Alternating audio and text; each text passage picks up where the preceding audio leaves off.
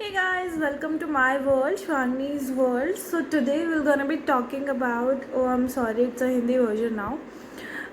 तो आज हमारी जो वीडियो होगी वो सेकेंड ट्राइमेस्टर पे होगी.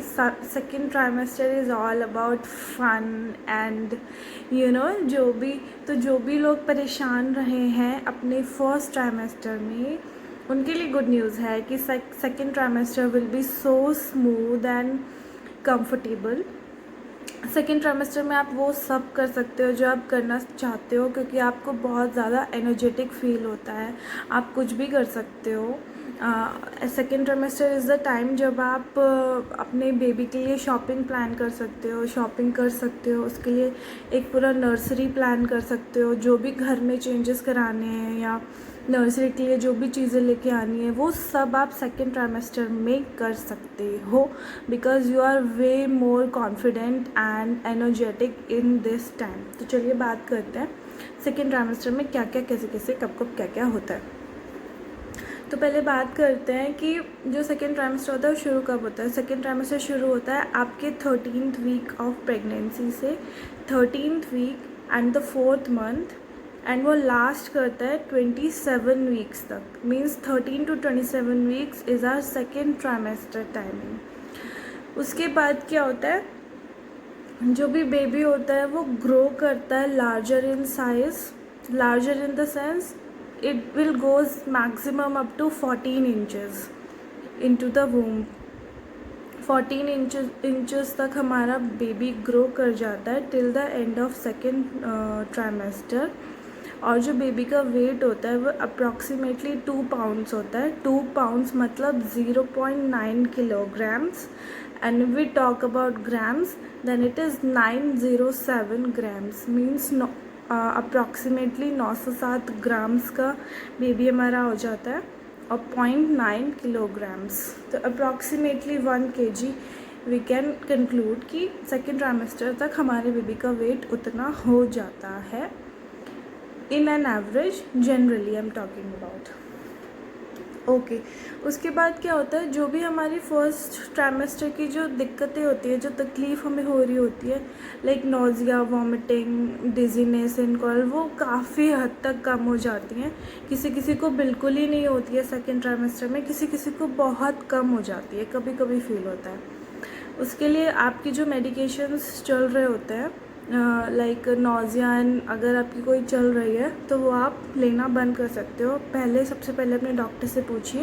अगर आपको लेने का नहीं हो रहा है, नहीं नोज़िया फील हो रहा है, वॉमिटिंग फील हो रहा है, तो मत लीजिए.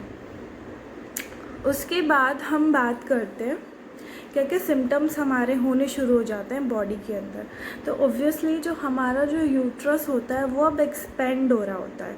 तो आप अपना जो बेबी बम्प होता है वो इजीली फ्लॉन्ट कर सकते हो, आप पिक्चर्स क्लिक कर सकते हो, and you can even generalise the news like कि you are now pregnant. Some womens are अभी बताना शुरू कर दे, पब्लिसाइज करना शुरू कर देते कि now I am pregnant, we are pregnant, like this kind of, because your bump is now visible.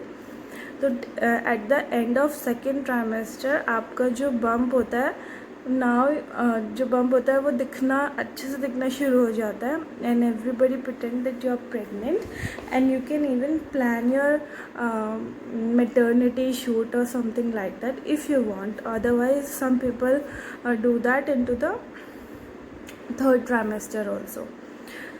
Other thing is आपकी जब ओब्वियसली आपका एब्डोमेन साइज़ बढ़ेगा तो आपको ईचिंग के इश्यूज़ आ सकते हैं.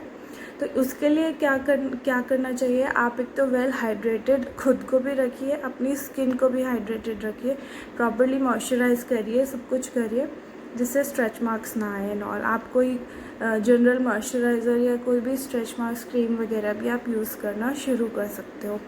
उसके बाद क्या होता है, आपको स्वेलिंग आना भी स्टार्ट हो सकती है. हर एक का बॉडी टाइप, हर एक की प्रेगनेंसी अलग अलग होती है, तो ज़रूरी नहीं है हर किसी को आए, पर जिनको आते हैं उनको स्वेलिंग पैरों पे, हैंड्स पे, फेस पे आना शुरू हो जाती है. मुझे बहुत आती थी स्वेलिंग मेरे फीट्स पे, तो मेरे को आना शुरू हो गई थी. तो at the end of this second trimester, on the mid of second trimester swelling आना शुरू हो जाता है। उसके बाद आपको बॉडी एचेस फील हो सकते हैं, लाइक कभी कमर में दर्द, हाथ में दर्द, सर में दर्द, शोल्डर में पेन, एनीवेयर।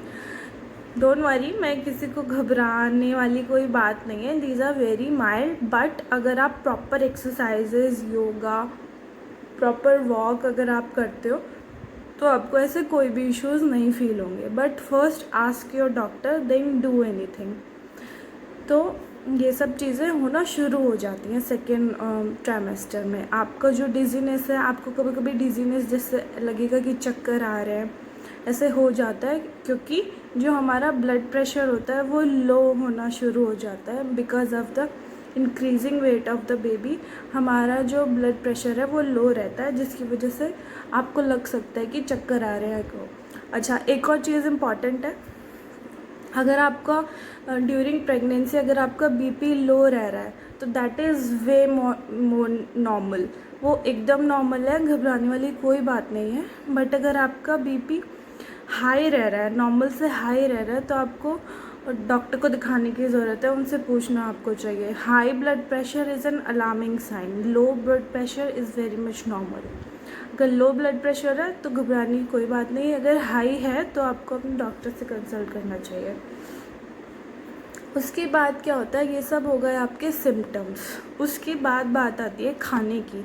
हमें खाने में क्या क्या करना चाहिए, क्या क्या खाना चाहिए, क्या क्या अवॉइड करना चाहिए। तो पहले बात करते हैं हमें क्या क्या खाना चाहिए। मोस्ट इम्पॉर्टेंट, जो भी आपके प्री नेटल वाइटामिन्स चल रहे होते हैं उनको आप रेगुलरली खाओ। Pre natal vitamins are like आपको अपने फर्स्ट, सेकेंड, थर्ड तीनों ट्राइमेस्टर्स में खाने ही खाने हैं। और उसमें क्या क्या आता है, iron, calcium, folic acid and vitamin D3।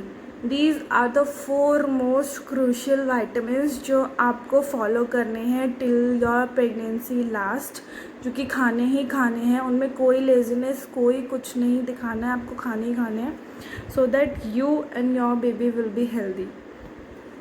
Okay, तो ये जो सप्लीमेंट्स होते हैं ये आपके गायनेक रिकमेंड करती है। तो but what I want to recommend you कि आप ये विटामिन्स तो खाओ ही खाओ, बट जो नेचुरल फॉर्म में इनके जो विटामिन्स मिल रहे हैं वो भी आप लो। क्योंकि क्या होता है, हमारी जो बॉडी होती है वो नेचुरल वे में चीज़ों को ज़्यादा एब्जॉर्ब कर पाती है इंस्टेड ऑफ दोज सप्लीमेंट्स। तो इट्स बेटर कि आप अपने जो नेचुरल फॉर्म में विटामिन्स हैं वो लो। आयरन में क्या हो गया, डार्क ग्रीन लीफी वेजिटेबल्स, आपके नट्स आ गए, लेंटिल्स आ गए और बीन्स आ गए, ये सब हो गया आयरन के लिए। जो सप्लीमेंट्स हैं वो भी लो, बाकी ये सब चीज़ें भी लो। कैल्शियम के लिए आप डेयरी प्रोडक्ट्स ले सकते हो, yogurt, curd, milk, butter milk, these kind of things you can take. For folic acid you can take like oranges, whole grains, or some kind of meats. If your doctors allowed, then you can take. If you are non-vegetarians, you can also take eggs are so goes good in the pregnancy. If you are non-vegetarian, you can take. Okay, and what about vitamin D3? Obviously, if the weather suits, if there are winter times, then I recommend please sit under the sunlight. That is good for you and your baby as well. Vitamin D3 is very crucial in pregnancy, but if there are summers you cannot sit into the sunlight, then you can take. If you are vegetarian, then supplement is the only way you can take. Other than cheese is an option through which you can take vitamin D. And for non-vegetarians there are so many options, like they can take through fishes, some kind of fishes. And I don't know, I'm a vegetarian, I don't know. You can see what you prefer for vitamin D. Fortified cereals आप ले सकते हो, egg yolks में होता है, और भी चीज़ों में होता होगा विटामिन D3, तो आप वो सब ले सकते हो। अच्छा जी, हमें खाने में क्या खाना है, most importantly fruits and vegetables खाओ ही खाओ, जितना खा सकते हो उतना खाओ। अच्छा, एक चीज़ और मैं बताना चाहूँगी, क्या सबसे बड़ा मिथ जो होता है वो ये होता है कि ओ अब तो बेबी ग्रो कर रहा है, अब तो हमें 2-2 जन के लिए खाना चाहिए, अब हमें डबल अपनी डाइट कर देनी चाहिए, अब हमें इतना खाते थे हम तो अब हमें इतना खाना चाहिए। ऐसा कुछ भी नहीं होता है, आपको इतने से इतना खाने की ज़रूरत नहीं है, जितनी आपको भूख है आप उतना ही खाइए। But during pregnancy it's recommended कि आप 6 to 7 टाइम्स खाना खाओ, इतना खाओ, हर 2-2 घंटे में खाओ। ऑब्वियसली आपके सेकेंड ट्राइमेस्टर में जो आपका एपेटाइट है वो भी इंक्रीज़ हो जाता है, आपको ज़्यादा भूख लगती है, तो आप हर 2-2 घंटे में खाओ, थोड़ा थोड़ा खाओ। आप बहुत ज़्यादा खा लोगे तो आपको दिक्कतें, परेशानियाँ झेलनी पड़ेंगी, लाइक ब्लोटिंग, गैस बनना शुरू हो जाएगी, एसिडिटी, वो सब। तो उसे अवॉइड करने के लिए थोड़ा थोड़ा खाइए, 6 to 7 टाइम्स खाइए अकॉर्डिंगली। फ्रूट्स खाइए, वेजिटेबल्स खाइए, फाइबर्स लीजिए, और जो जितना हो सके उतना फ्रूट्स लीजिए, कैल्शियम लीजिए, फाइबर्स लीजिए, ये सब चीज़ें आप लो, ठीक है। अब बात आती है क्या क्या आपको अवॉइड करना है। तो अवॉइड में सबसे पहले आता है अल्कोहल। अल्कोहल बिल्कुल नहीं लेना चाहिए। उसके बाद आता है कैफ़ीन। कैफ़ीन आप बिल्कुल मत लो, coffee, tea, cold drinks. If you can avoid, just avoid, but if you can not avoid, 1 or 2 cups are only recommended, not more than that. सिर्फ 1 या 2 कप आप चाय या कॉफ़ी पी सकते हो, उसके अलावा नहीं पीनी चाहिए, बाकी आपकी मर्ज़ी है। थर्ड थिंग क्या आता है, स्मोकिंग नहीं करनी चाहिए। that way more affect your baby, that will be harmful. Other thing is illegal drugs जो भी हैं वो नहीं लेने चाहिए। एंड एक चीज़ आती है, सब लोग बोलते हैं कि स्प्राउट्स खाओ, स्प्राउट्स खाओ, स्प्राउट्स बहुत हेल्दी होते हैं। स्प्राउट्स ऑब्वियसली बहुत हेल्दी होते हैं, प्रोटीन का सोर्स है, आपको बिल्कुल खाने चाहिए, बट रॉ स्प्राउट्स कभी भी मत खाओ। लाइक स्प्राउट्स बन गए और आपने उसमें सिर्फ नमक डाला या नींबू डाला, जो भी डाला वो खा लिया, नहीं, उसको थोड़ा सा रोस्ट कर लो, या तो ड्राई रोस्ट कर लो, या फिर उसमें 1 चम्मच घी डाल के उसको रोस्ट कर लो, देन उसमें कुछ वेजिटेबल्स या जो भी आप इंक्लूड करके खाना चाहते हो वो खा लो। तो उससे क्या होता है, डाइजेशन में ईजी होता है। अदरवाइज स्प्राउट्स डाइजेस्ट नहीं होते हैं, प्रेगनेंसी में तो बिल्कुल भी नहीं होते हैं। तो रॉ स्प्राउट्स बिल्कुल मत खाओ, उनको थोड़ा सा रोस्ट करो पहले, उसके बाद खाओ। ओके जी। उसके बाद आता है आपको कुछ एक्सरसाइजेस करने चाहिए, बट अगर आपकी बॉडी अलाउड करती है तभी करो। अपने गायनेकोलॉजिस्ट से पूछ लीजिए, अगर आपकी बॉडी अलाउड करती है तो भी आप एक्सरसाइजेज और योगा करो, अदरवाइज़ मत करो। और एकदम रिग्रस मत करो जिससे आपका बेबी इफेक्ट हो या जो भी हो। Normal stretching exercises, normal yoga, वो सब करो, उससे ज़्यादा नहीं। Like Kegel exercises, pelvic floor exercises, squats you can do, lunches you can do, but if your body is allows then only. Okay, so this is all about like what to eat and what not to eat. अच्छा जी, अब थोड़ी सी बात करते हैं what about your fetus and baby.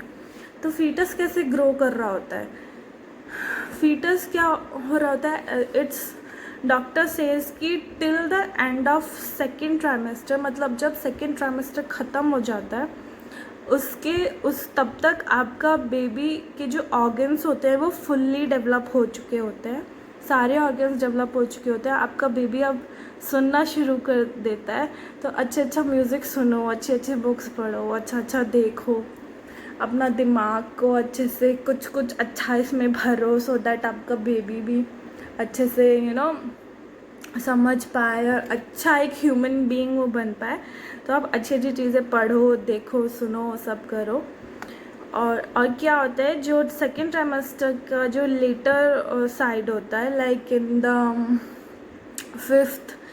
Fifth month और something, उसके बाद में आपको जो बेबी मूवमेंट्स हैं वो भी मिलने शुरू हो जाते हैं। लाइक बेबी किक करना शुरू कर देता है, वो इधर से उधर मूव करना शुरू कर देता है, तो you can even feel that. और आप बेबी का जो स्लीप साइकिल है वो भी नोटिस करना शुरू कर देते हो कि अच्छा अब बेबी सो रहा है, अब बेबी उठ रहा है। और एक ऐसा टाइम आता है जब बेबी मोर एक्टिव होता है, जब वो लेस एक्टिव होता है। तो आप सेकेंड ट्राइमेस्टर में ये सब चीज़ें शुरू करना देखना शुरू कर सकते हो। I mean you can feel all these things. ठीक है जी। तो ये सारी बातें थी all about second trimester. Second trimester बहुत बहुत अच्छा होता है, आप बहुत अच्छे से उसे इंजॉय कर सकते हो। अपनी प्रेगनेंसी को जो इंजॉय करने वाला जो टाइम होता है वो that is the second trimester only. ऐसा नहीं है सबको, किसी किसी को मे बी ज़्यादा दिक्कत होती हो, किसी को नहीं, बट मुझे नहीं होती थी और जनरली नहीं होती है। ओवरऑल प्रेगनेंसी अच्छी होती है but second trimester is the best. तो इन्जॉय इन्जॉय इन्जॉय। तो ये था सेकेंड ट्राइमेस्टर के बारे में। अगर आपको मुझसे कोई भी क्वेश्चन या समथिंग कुछ भी पूछना होता है, please comment down below. Also like my videos, do subscribe to my channel, and thank you so much for watching. Bye.